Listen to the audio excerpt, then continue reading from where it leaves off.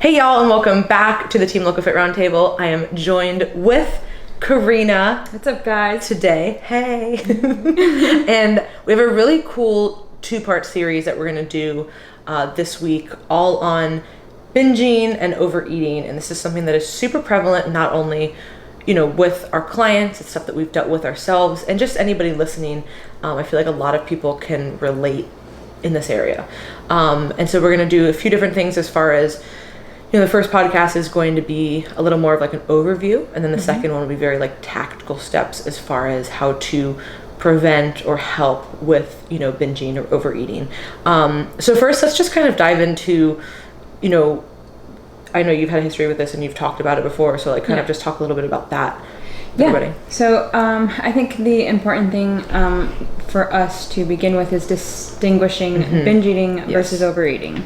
So I feel like, everyday average Joe will overeat, and that's kind of like a conscious decision. Like, all right, I'm going to eat way more than I think I probably should, and I'm going to be fine with it. But those people can stop, and they will consciously stop eating when they feel like they are full. And I think the distinction with binge eating would be where you don't feel like you have that control, and it feels like it's very, out of control. And you mentioned that, I have had a history with this, and I can say my personal experience felt, two ways. One of those ways would feel like I would start eating and I would almost like black out when I was eating, and I like couldn't really make any other decision other than to continue eating. Or I would get to a point where like, okay, I know I'm eating, I know I'm binge eating, I need to stop. And mentally I'll say, okay, stop, but physically like it just was not happening. So I think that the main distinction between someone just, overeating would be, just like eating a lot of food. It's more like a choice too. I feel like whenever, I feel like when people talk about binging, obviously a classical distinction will be, a lot of calories, but I know that sometimes even the mental place that people are in, it could be considered more of a binge, even if it's not a ton of calories, versus somebody just overeating, right? And so the perspective of the activity, where you're at mentally with it versus like, hey, like I'm out, I'm gonna celebrate, I'm eating a lot, like I'm accepting this and I want this to happen. It's very, very different than a binge. So like perfect example, which is like kind of gross, but me and Paul on Redefine Healthy Radio, we actually did a Krispy Kreme power hour because we're repulsive. And so if anybody doesn't know what power hour is, it's a drinking game. So every minute for an hour you have a shot of beer. But everybody always asks us to do food challenges. So we thought, we'll just do a dozen Krispy Kreme donuts in an hour. So basically we had like a bite of a donut. So like 5 bites in a donut for an hour. And when we were doing that, obviously like it was funny, and like, we were like doing a podcast with it and like joking around and whatever. And obviously that was like a overeating, right? Like, I mean, clearly it was like 2,500 calories, like in an hour. But you guys like planned that out. Exactly. It was consciously did that. It was by no means a binge. Whereas like, I feel like if somebody was in a different situation, let's say like after a diet or like in a really mentally hard place, they could crush a dozen donuts and it would feel so mentally different than like overeating them. And I think anybody who's ever kind of been in that situation will understand the difference. Like you can just like scarf down food, and you're typically not going to be doing it in like a social setting. That's going to be another big distinguishing factor with like binging versus just like choosing to overeat. Like, hey, I'm going to have a dozen donuts for this like stupid food podcast that we're doing versus I'm having a dozen donuts and a pint of ice cream and maybe some peanut butter, and I'm in the house and nobody knows about it. Yeah, and I think another thing that might distinguish the two is, overeating is oftentimes premeditated. So, you plan to do that, whereas binge eating, obviously, I feel like no one really wants to be like, I'm just going to eat until I'm sick, because I've done that before. I've eaten to a point where like I can't stand up, like I have to crawl to mobilize myself. So I would definitely say that like social settings can definitely, if you find yourself wanting to eat in like private a bit more, so that you feel like you would possibly eat more and are more comfortable with that, I find that more of like a binging pattern. And then I think a good thing to move into now is like, what could possibly cause this behavior of binge eating? So do you want to go ahead and take that on? Yeah, so I would say that one really low-hanging fruit here would be somebody who's been in a calorie restriction for a really long time, or in and out of a calorie restriction, right? And that could obviously be part of the binging situation, which we can get into. But so like for a lot of our clients, right, say they've dieted, let's say the most extreme example, you've dieted for 8 months for a physique competition or something like that, right? And now you're at these really, really low level body fats, and you are super hungry, and there's a lot of like physiological and psychological things going on. Right. But even if you do just a regular, like a lifestyle diet, and you're not competition lean, you're still going to be feeling these effects of the diet, just not as much. And obviously, again, it'll depend on how far you are from kind of that set point, kind of where you started from. There's a lot of different factors here. But let's just say an extreme diet somebody's been on. That's going to predispose you to, one, not only being really food focused, kind of coming out of the diet. Definitely. Now the goal is over, right? You've reached your goal, you've done your event, you've done your competition, and now all that's just like taken away from you. So that's kind of like a perfect storm, essentially, to want to overeat. And particularly for competitors, because you've dieted for so many months, your friends and family have the best intentions in the world, but they just want to go out to eat with you. Which is great. Like make up for all that lost which time. Is great, but then people will buy you food and they'll get you treats and whatever, and like that's what we always see and like hear after competitions, right? And at that point there was like no stopping mechanism, you know what I mean? Right. So obviously if you've just done a regular like a lifestyle diet, you know, most people aren't like hoarding food or things like that. Like that's a very like competitor thing. Definitely a competitor It's definitely a competitor thing. Honestly, I feel like the only reason those like cookie companies and things have taken off is because of who else orders those? Yeah, who else orders those besides competitors? Like I don't know. No. But or they order like one, like a normal person. Yeah. Whereas we're ordering like 8. J Brew, if you're listening, she has a problem ordering them. But I will say she keeps them in her freezer and she just like eats them very sparingly or sends them to people. It's so interesting. She's a special one. But yeah, so like stuff like that, I would say that is going to predispose somebody if you've been in a really harsh diet, competition or not. You're going to be setting yourself up if you are, you know, kind of far from your starting weight, and you are a little more food focused, kind of coming out of a diet or another situation. Right. So I feel like, I guess like I'll mentally just kind of, in a low place. Back. Yeah. So I've also made a YouTube video on this, on how like emotional eating. Shameless plug. I know. Karina and both. But on, what was I saying? But yeah, so a lot of times like emotional eating can turn into binge eating if that is a habit that you kind of continue to build up and don't really nip in the butt right away, simply because the way I often describe it, or will describe it to clients who start doing this, and I'd be like, I understand like you might be stressed and food can be like an outlet because the brain will want to do whatever, you know, simulates a dopamine response. So sometimes that turns, you know, into just continuously eating and mindlessly eating. So emotional eating can even turn into a habitual binge eating pattern. And so a lot of, you know, I work with a lot of clients who struggle with this, and a lot of times it's like I was very stressed or I was like really tired. It's usually at the end of the day. Like most people aren't binging at breakfast. You know, normally it's like, hey, I had a normal day. And then, whoa, shit really hit the fan at whatever time. Yeah, so definitely, like, responding to specific emotions with food can stimulate... So common. Yeah, can stimulate, like, binge eating patterns.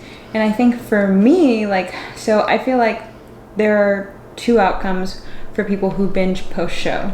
So I feel like there is that competitor who might binge post-show for, like, a week or 2. Yeah, like a few meals. Yeah, like a few meals. But then there are people like me who, you know, end up binging for like years after. And I feel like that often happens from trying to continue to restrict after a binge. Or, you know, I just, like, for me, I just got done with like a long 8-month diet. I would binge and then I would try to restrict again, and then I would binge again and restrict again, and I couldn't break that pattern. And that became the norm. Yeah, and I couldn't break that pattern for over 2 years. So yeah, those are kind of a few different circumstances that I've come across that could cause binge eating. Yeah, there's a lot of underlying psychological things here. So I find that a lot of people, and this is once you've taken care of the energy deficit, once you've gotten back to a normal body fat level, And, once you've kind of corrected some just like baseline habits and behaviors, there's still going to be people like that'll help most people, right? With their binging and or overeating. And again, remember, sometimes you can still like choose to overeat, and that's fine. Like, doing a donut power hour or like Thanksgiving or something like that, right? Like that's totally fine. Publix and get a pub sub and Snickers bar. And hey, that was like a normal meal. I'm just saying. That was our lunch like 30 minutes ago. Holy shit. It was so good. So worth it. I am so full now, but yeah. I feel great. I was ready. I also eat. Lauren's appetite is way bigger than mine. I thought I could hang, but apparently not. It's terrifying. And this is like my normal appetite, which is pretty sad. But so once you've kind of corrected most of those things, like that'll help, I would say, a lot of clients.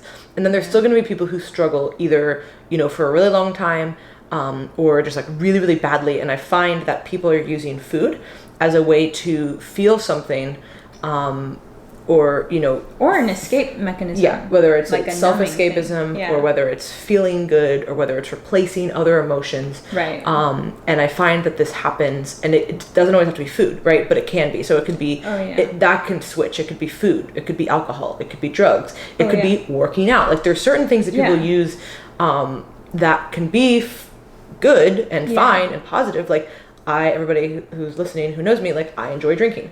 I don't have a drinking problem, right? Like, but there's some people who, as soon as they have a drink, it's a problem, issue, right? And then that turns into a whole thing. So same thing with like hyperpalatable food. At this point in my life, like I can have that, but there's some people who use that feeling that they get from that kind of escaping, numbing, whatever, to cover up or to, give them that like happiness that other things in their life aren't doing. And it becomes addictive. And that's where you turn like into binge eating, and I've definitely really hard been cases there. I think the perfect storm for me was after my very first very severe contest prep that wasn't done at a healthy way at all, but that mixed in with starting college.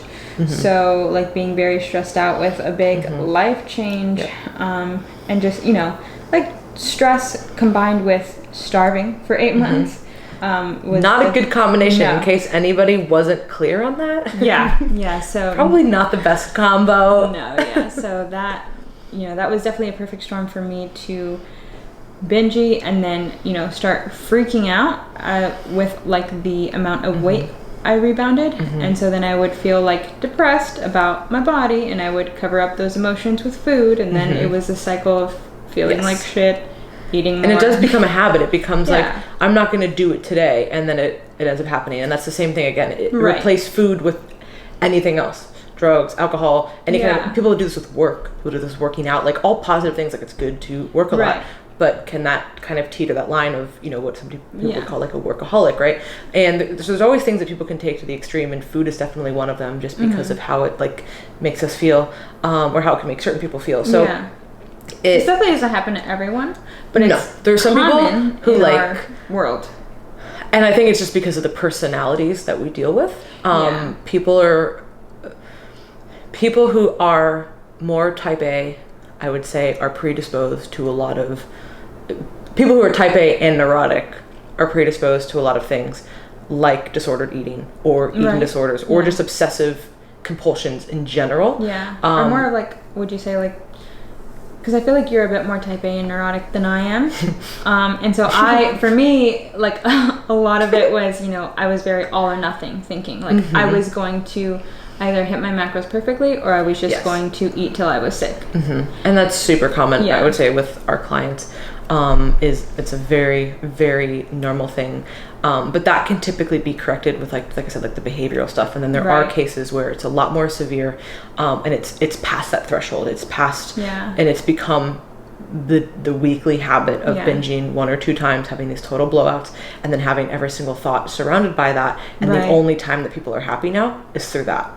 And that's where the last point of this podcast is to understand that, sometimes therapy is going to be necessary, and that's okay. You know what I mean? And I think that it's really important to understand that this is not going to be something, especially if you've been dealing with this, or not even necessarily dealing with binge eating, but dealing with some kind of self-escaping mechanism for a long time. It's going to take a while to overcome that, and you might have to see multiple different therapists to work on lots of things, because with a lot of clients that struggle with this like really, really badly, and like I said, it's not just it's not just where their weight's at, it's not just their behaviors, it's like it's very ingrained because there's a lot of deep things that this is covering up. That's where it's kind of like, hey, we really need to, you know, potentially see multiple different therapists to work on all these things, because food is just that coping mechanism right now, and that's not really it could be something next year. It's like it's going to be something else. And that's stuff like that where, you know, it is that extreme is